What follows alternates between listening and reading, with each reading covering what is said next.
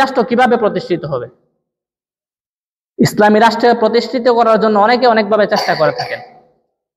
কেউ গণতন্ত্রের মাধ্যমে ইসলামী রাষ্ট্র প্রতিষ্ঠিত করার চেষ্টা করেন, কেউ সমাজতন্ত্রের মাধ্যমে ইসলামী রাষ্ট্র প্রতিষ্ঠিত করার চেষ্টা করেন, কেউ সেকুলারিজমের মাধ্যমে ইসলামী রাষ্ট্র প্রতিষ্ঠিত করার চেষ্টা করেন, কেউ জাতীয়তাবাদ ন্যাশনালিজমের মাধ্যমে ইসলামী রাষ্ট্র প্রতিষ্ঠিত করার চেষ্টা করেন। কিন্তু মূল কথা হলো, যতভাবেই আপনি ইসলামী রাষ্ট্র প্রতিষ্ঠিত করার চেষ্টা করেন না কেন, কোনো ফায়দা নাই যদি আপনি আল্লাহ রাসূল সাল্লাল্লাহু আলাইহি ওয়াসাল্লামের দেখানো পথ ইসলামী রাষ্ট্র প্রতিষ্ঠিত করার চেষ্টা না করেন। আপনাকে অবশ্যই কোরআন সুন্নাহ অনুযায়ী রাসূল সাল্লাল্লাহু আলাইহি ওয়াসাল্লামের দেখানো পথ অনুযায়ী ইসলামী রাষ্ট্র প্রতিষ্ঠিত করার চেষ্টা করতে হবে। যদি আপনি রাসূল সাল্লাল্লাহু আলাইহি ওয়াসাল্লামের দেখানো পথ অনুযায়ী ইসলামী রাষ্ট্র প্রতিষ্ঠিত করার চেষ্টা করতে পারেন, তাহলে আপনি সফলকাম হবেন।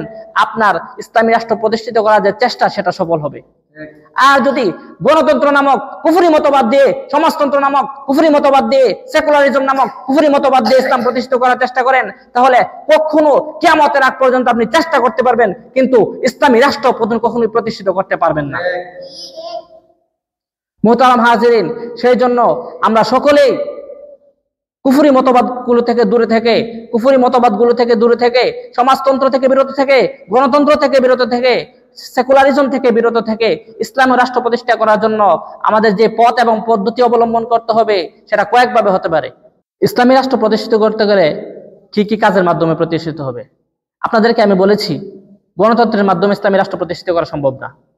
আব্রাহাম লিঙ্কন গণতন্ত্র প্রতিষ্ঠা করেছেন ইসলামী রাষ্ট্র প্রতিষ্ঠার জন্য না, সে তার ফায়দা হাসিলের জন্য, ইহুদি নাসারাদের ফায়দা হাসিলের জন্য গণতন্ত্র প্রতিষ্ঠা করেছেন।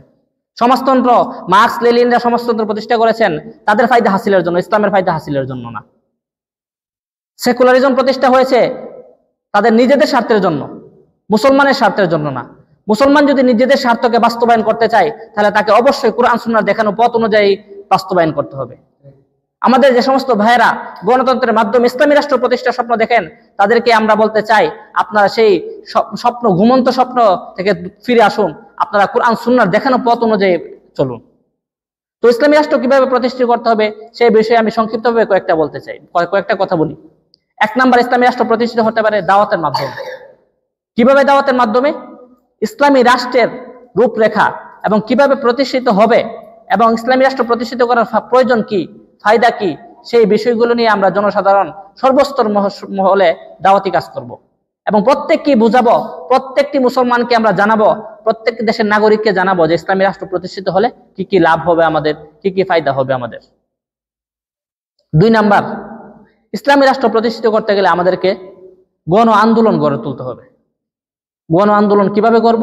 প্রতিটা মানুষকে ইসলামের দিকে দাওয়াত দিয়ে, ইসলামী রাষ্ট্রের প্রয়োজনীয়তা তাদের ভিতরে ঢুকিয়ে দিয়ে, ইসলামী রাষ্ট্রের রূপরেখা তাদের মধ্যে প্রবেশ করিয়ে, ইসলামী রাষ্ট্রের আকাঙ্ক্ষা প্রতিটা মানুষের ভিতরে তৈরি করতে হবে। ইসলামী রাষ্ট্রের আকাঙ্ক্ষা প্রতিটা মানুষের ভিতরে তৈরি হলে প্রতিটা মানুষের অন্তরে এই চেতনা আসবে, কোরআন সুন্নাহকে এই পৃথিবী রাষ্ট্র ক্ষমতা নিতে হবে এবং ইসলামের আইন দ্বারা পৃথিবীর মানুষ চলবে, ইসলামের আইন দ্বারা রাষ্ট্র চলবে। সেই চিন্তা এবং চেতনাটা মানুষের মধ্যে যতদিন পর্যন্ত আমরা না দিতে পারি, ততদিন পর্যন্ত আমাদের গণ আন্দোলনও গড়ে তোলা সম্ভব না।